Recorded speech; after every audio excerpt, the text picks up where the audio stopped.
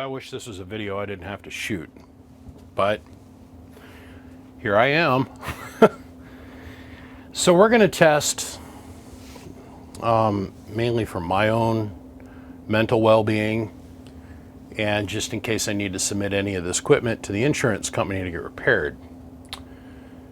This is my derail Striker 955. That's got every bell and whistle to it, short of like the MP3. Oh no, it's got that on the back too. Or no, that's line level. This radio sat in my truck, and as you guys can clearly see, it's now got a big giant uniboob. That stands for uniboob, one boob. Una, one. Or una. Anyhow, this thing was bolted to the floor of the truck and was also in turn, I had a little bracket that I built back here that grabbed on the heatsink, helped keep the radio stable.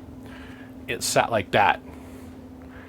Needless to say, when we were in the accident, this radio was flung across the cab on its mount, and somehow my leg and my shin and my knee at some point or another came in contact with the knobs on the side of this radio. So it took skin off my body, and that's about as far as it'll go. But this radio, for as expensive as it is, this radio here retails for about 400 and some change, 500 and some change stock. The derail version of this is somewhere in the order of $1,600. So if this thing's damaged, it's got to go back to derail. They've got to write up an opinion of it, and then it's got to get submitted. But we're also going to look at all the equipment, the other equipment. I have not had a chance to test out all the HF equipment, nor have I had the opportunity to test out the 2-meter VHF, UHF equipment. I got to check all this equipment, and I got to check the head unit, and I got to check the subs, and I got to check all the other stuff I have crammed in that truck. I know the voltage regulator, the external MechMan voltage regulator that isn't capped, and it's pre-everything that they've got going on now, is destroyed. That's what caused 2 of the cuts on my leg and the puncture in my shin from my knee hitting the dash, which the dash basically exploded. Not from the airbags, but from the impact. Standing back looking at that cab, it was really bent in a weird way. Like, I didn't think about it until well after the fact. I mean, it's been 2 weeks now since this thing all happened. 11, 12 days, something like that. I couldn't get the passenger door on the truck to open. It would open like one click, and that's as far as it would go. I was standing there talking with my wife this weekend as we were trying to clean our personal property out of that truck, and I look at the edge of the door handle where the door handle was at, and there is a bend that is 3 fingers width wide on the edge of that door. I grabbed a hold of the door and jerked it so hard that I broke the lock. Now the handle for the door is made of plastic. It still works. But the door is bent, and not by a little, but by like that much. It is bent out. And the door is bent out at the latch point, where I grabbed a hold of it with this hand and I pulled on it so hard I bent the door on the truck. I don't remember doing that. I mean, like, I kind of remember grabbing a hold of the door, but then I remember getting frustrated that the door wouldn't open, and mentally I just told myself, open the door. And that's what happened. Door opened. Broken, the latch was broken. Like, you've got to push it all the way to there's no first click and latch. I don't have any damage to this hand, but I ripped the damn door off the off the latch. Let's see if this thing powers up, which it looks like it does. Let's go to the dim function and turn this up so you guys can actually see what's going on. There, we're at 31 maximum brightness. Like, I have little segments, little snippets of this thing coming back to me in my head. Like me looking up at the light and seeing that it's red and looking over and there's still this car coming through the intersection at us.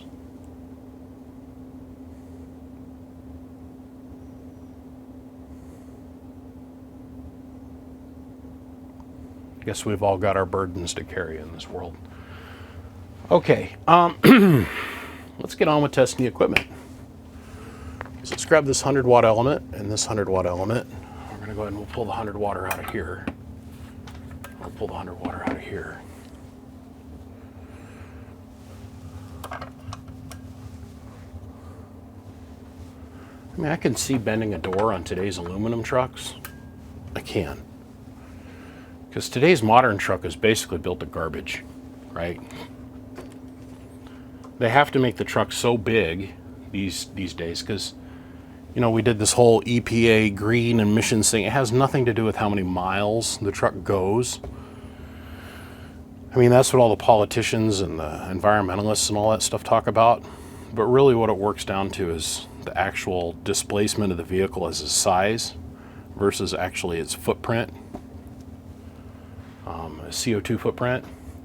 And that's why trucks keep getting bigger. And that's why, like, the Toyota truck is now basically a full-size truck. It has to be able to get the emissions and the horsepower that people are looking for. The truck has to get bigger. It has to take up more volume, more mass. Fact. It's just a fact. Today's trucks are made of tinfoil. Like, if you have a blowout on a dually in today's truck, back in the day you might have to put another fender liner in place or something. But today you've got to replace the whole side of the bed if the tire comes apart and hits the inside of the fender, because it's made of basically tinfoil. And that the rubber will just destroy the side of the truck. Fact. But a 2005 LLY, I mean, I bent the damn door. I guess I must have been motivated. I don't know. Okay, 100 watt slug in peak, 100 in average. Radio transmits, that's a good thing. Hello, 1, 2. We'll turn the mic gain up. Hello, 1, 2. So we're on 12 volts at the moment, as we can see right here. Hello, this should be my variable bass. Hello, 1, 2. And this should be, hello,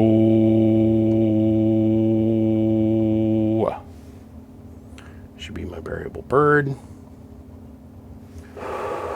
Hello, that's my variable bird. Hello, that's my variable bass. Hello,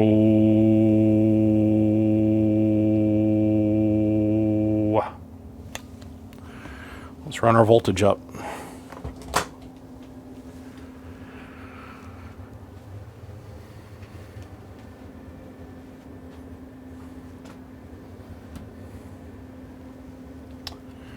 So we'll take that on up to 15.4. Please note how small the power wire is.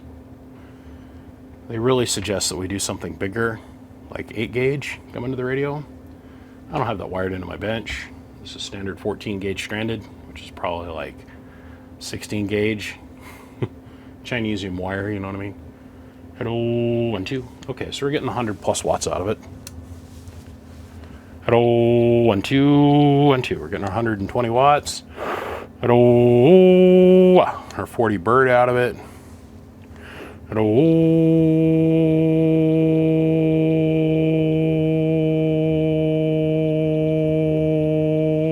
solid 40 bird. Let's make sure we're tracking. Yep. Hello, 1, 2. I'll be darned. I think this radio works. I gotta plug it in and let it sit for a little bit, plugged in, but for the moment we're gonna move on and I'm gonna consider this an okay situation. I gotta let it sit and plug, run and radio get warm, just in case there's a cold solder joint on something. But we've got to move on. Gots to move on. Let's go play with the 4-pill that was in the truck.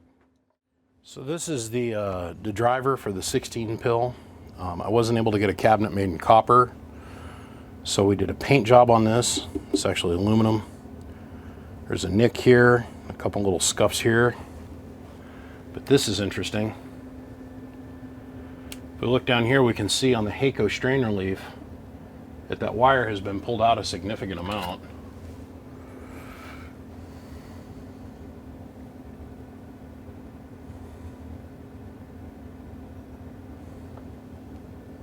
Just on the positive side. So this was sitting, as if you guys can remember, up against the back cab of the truck, and the power wire went down underneath the seat. Now I happen to know for a fact, because I built this thing, that the power wires used to be even. This here. Now we've got a significant gap. So I think this went for a ride. But where I was at when I took this apart, it was sitting where it should have been. So either it went for a hell of a ride and then landed back exactly where it was supposed to be. I don't know, but I want to go inside and look around before I put power to it.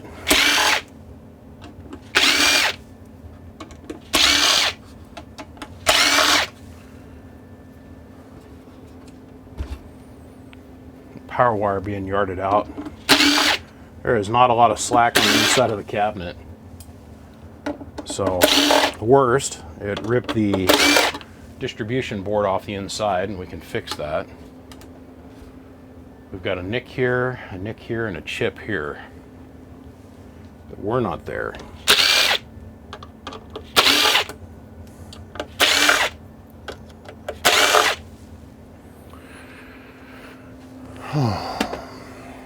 Let's take a look at the bottom real quick. No damage here. Face, a couple chips, but nothing too significant. The back looks relatively clean. It's one of these deals that when you build it, you don't ever expect on selling it, so you don't really care, but look at that.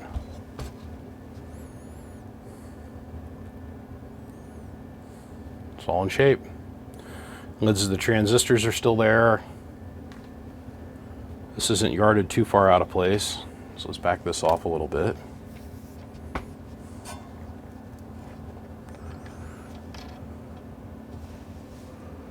There. Just snugged the slack out of it, I guess.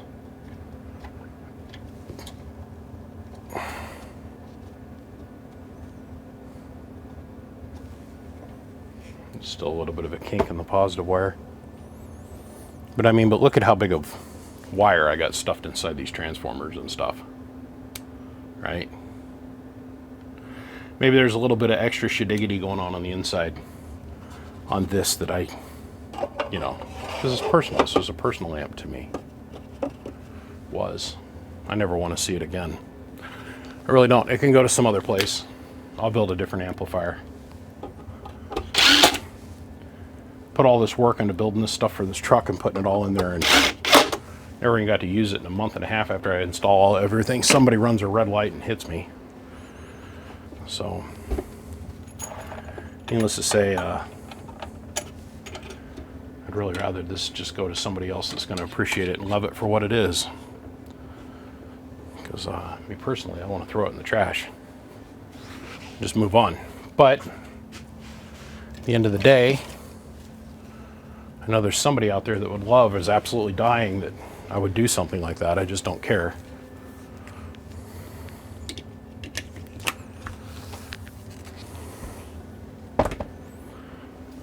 So let's go ahead, let's hook this up, and we'll see what we get here. We're back to the 1,000 watt slug, 1,000 an average, by the way. Oh, hook up our ground first. Man, it hurts to do anything with this with my right arm, but we'll see. We'll see what the doctors have to say. We'll take our bench, 955, so we can eliminate any other problems that we might have.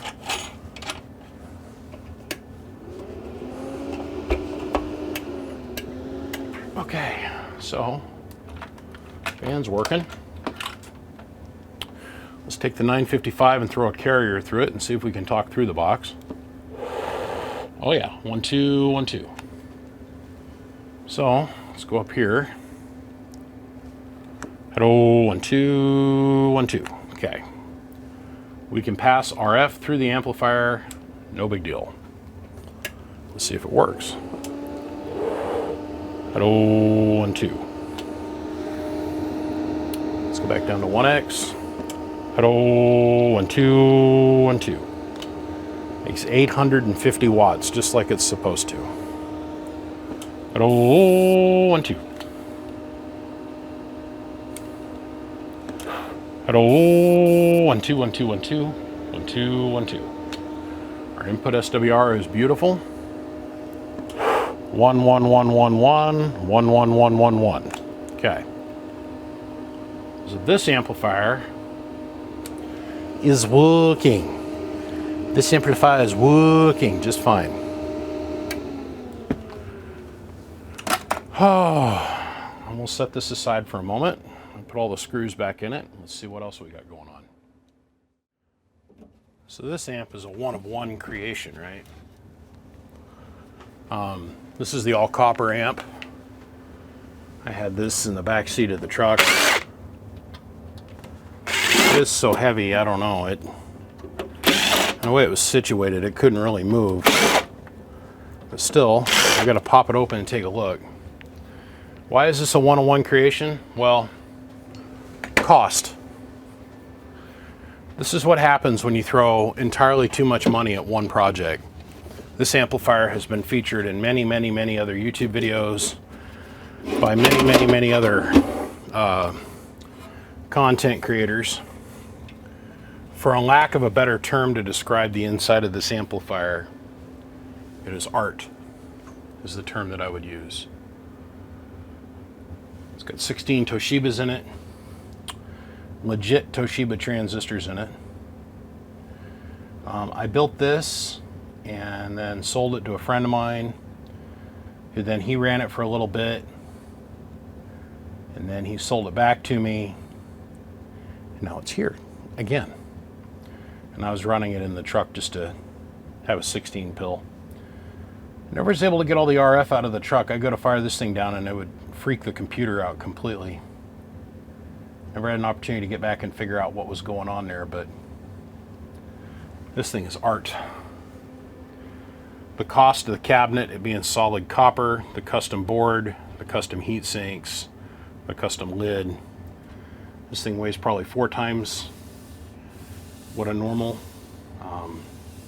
24 pill cabinet weighs. And with the density of the copper underneath it, I'm glad I took all the time and bolted the copper down in so many places.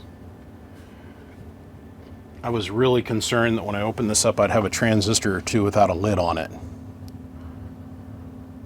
But it made it through. Really, it made it through. This is your remote jack for on and off over here. And this is for your manual key system, right? Man, not even the LED up here in the front is dislodged. That's craziness. I didn't notice any dents or dings or anything new with the cabinet. So I don't see anything in here that's gonna give me pause for putting power to it. Let's go ahead, I'm gonna put the lid back on it. Let's go ahead and hook it up and see if it makes power. Okay. Everybody's Wet Dream amplifier is now hooked up to the 2,500 amp power supply over here.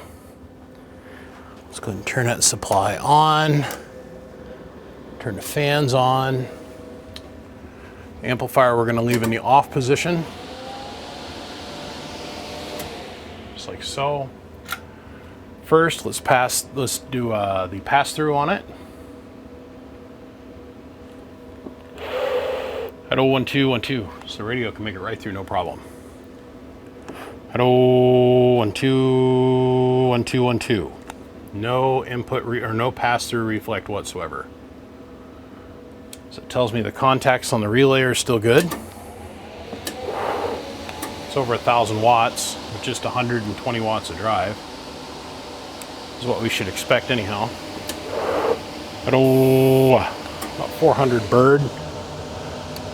Move up to 2x. Hello, hello. Takes about 1600 watts. Yeah, that all looks good. This has kind of got me concerned though.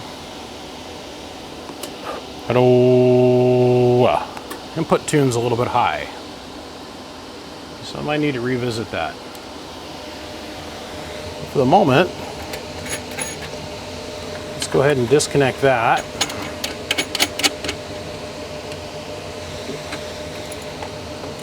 And let's reconnect this to here.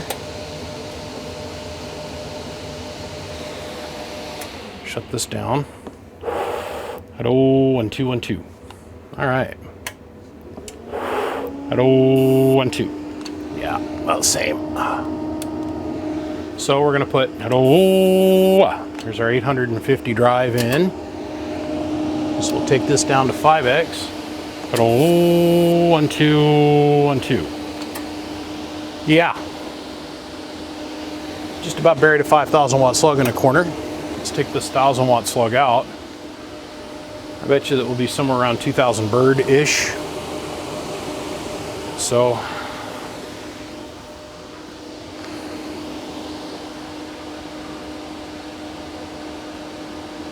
$5,000 slug. Hello. Yeah, about 16 and some change maybe. Hello. It's working perfect. Hello, hello, hello, hello. Right at about 48, 49.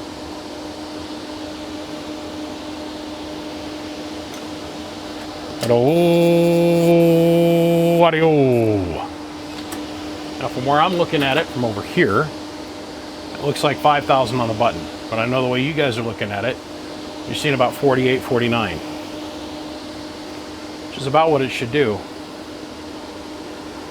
The input tune being off just tells me the capacitors, the tuning capacitors got thrown a little bit. The trombones in here, I can adjust those. This is great news to me. There's no way I'd make that amount of peak power without all the transistors in here being good. There's no way that this could have driven this the way it's done it without all the transistors being good in it. This would have been a $5,000 portion of the claim. This would have probably been another $850 to $950 portion of the claim, right? Radio would have been an additional $1,600, so $7,600 and some dollars. The two bird meter movements that I had mounted in my glove box, they're junk. The one needle is sitting right in the middle of the scale and it drags on the faceplate, and the other one doesn't even move. I mean, that was the side of the truck and the location of the impact, so that doesn't surprise me. It's no harm, no foul. I'm not going to get excited about that. I don't know what brand new bird meter movements go for these days, but they're crap.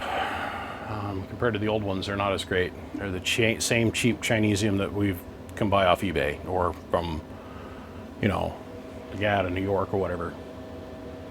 So, man.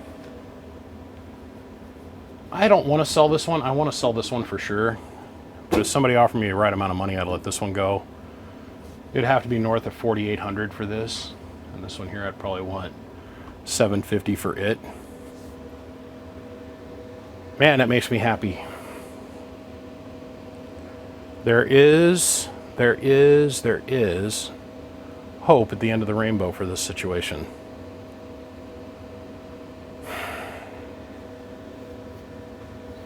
I kind of want to see it all go, but I got so much sentimental attachment to this amplifier that it's the one of, like, dude, there ain't nobody who's gonna ever have another one of these built, right? They're just not.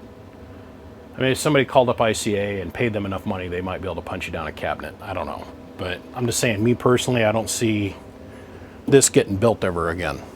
I just don't.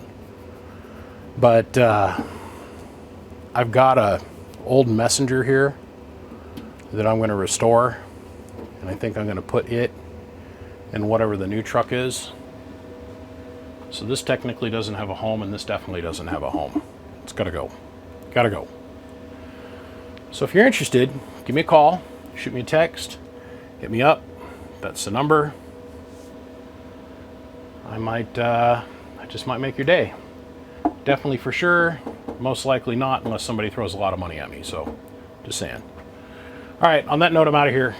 I gotta go do other things, like take some pain pills and go lay down. It's been a rough day. Gentlemen, big shout out to my Patreons as always. The best way to show support for the channel is to just come join Patreon. It costs $1. Come interact with everybody and hang out. Make a comment or two. It's really the best way to help support the channel. I work on the one-to-one basis system. I create the content. You guys are going to come help support it. Thank you for the thumbs up. Thank you for the comments and the doobly-doo. It all helps with the algorithm. And on that note, I'm going to go down. I'll see you. Click, click.